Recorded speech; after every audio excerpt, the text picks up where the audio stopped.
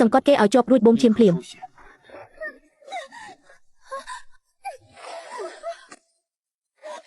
បងប្រុសកុំហៅមីវមីវអីមីវមីវឈឺណាស់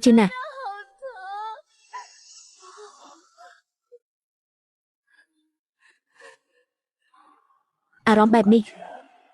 ហើយអ្វីបានជាមានអារម្មណ៍ថាហាក់ដូចជាធ្លាប់ស្គាល់គេបែបនេះលោកអាកានីយោគូនេះតើនៅតែត្រូវបន្តបូមឈាមទៀតមែនទេខាងអ្នកនាងសិនកំពុងតែរងចាំមិនបូមទៀតទេចុះចំណែកជំងឺរបស់អ្នកនាងសិនខ្ញុំប្រាប់ថាមិនបូមទៀតទេស្ដាប់ភាសាមនុស្សមិនយល់មែនទេ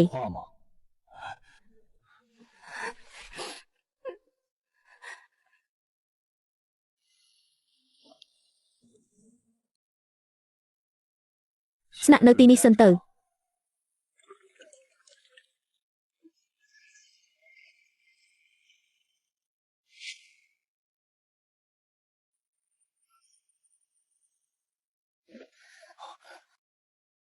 អ្នកកំពុងធ្វើអ្វីនឹង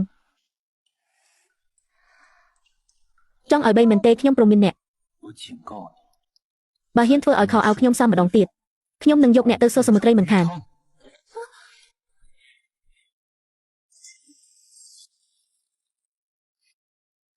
បងប្រុសអាក្រក់ណាស់មីវមីវឃ្លានពោះហើយចង់ញ៉ាំបាយ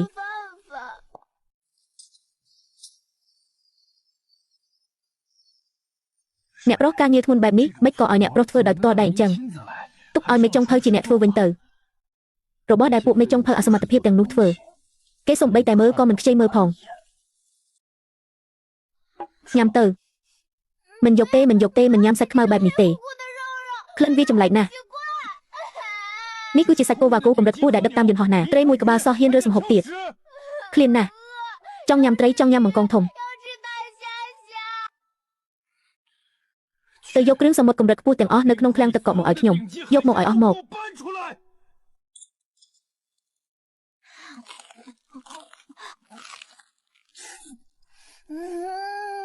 ប្រើចង្កេះញ៉ាំហាមធ្វើឲ្យប្រឡាក់តុពិតជាត្រីល្ងងដែលគ្មានខួរក្បាលមែនញ៉ាំយូរទៅគ្មានអ្នកណាមកដណ្ដើមអ្នកទេញ៉ាំឆ្អែតហើយអនុញ្ញាតឲ្យអ្នកទៅហែទឹកលេងនៅអាងធំខាងក្រៅមួយជុំចុះបងប្រុសល្អណាស់ប្អូនស្រីស្រឡាញ់បងប្រុសអ្នកប្រុសចាប់តាំងពីអ្នកនាងមីវមីវមកដល់នៅក្នុងភូមិគ្រឹះនេះទីបំផុតក៏មានភាពរស់រវើកខ្លះដែរគ្រាន់តែរំខានពេកប៉ុណ្ណោះបងប្រុសយន្តចុះមកលេងជាមួយគ្នាដឹងប្រេស្បដាខ្ញុំមិនដែលចុះទឹកទេ